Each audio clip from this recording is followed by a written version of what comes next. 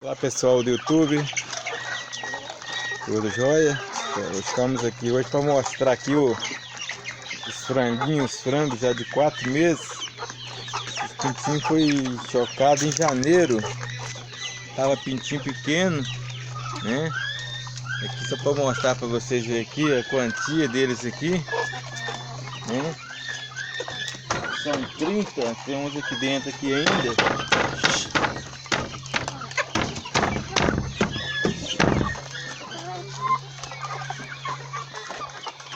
Estão desenvolvendo muito bom, muito bem mesmo, né? Então,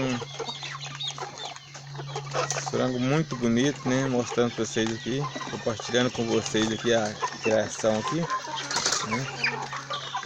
E tão grande, muito bonito. Olha o tamanho desses frangos, nem parece ter 4 meses. Aproveitando também aqui, ó, mostrando aqui os pintinhos caipirão, que hoje está com 40 dias. Tava pintinhozinho pequenininho esses dias, são 20, né? Então tão bonitos também, tão graúdos. Mas o principal mesmo que eu quero estar mostrando é esses aqui, ó. Esses graudão aqui.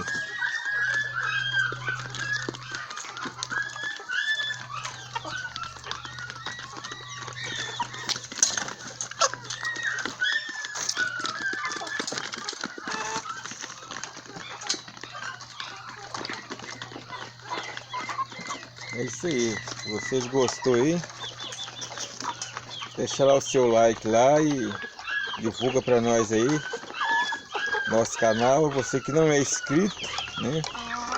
Aí você inscreve no nosso canal aí para nós aí, vamos ficar muito agradecidos. Belezura, né? Ó, muito bonitos, saudável, forte, mas muito forte, né? Olha o tamanho. Ok? Obrigado.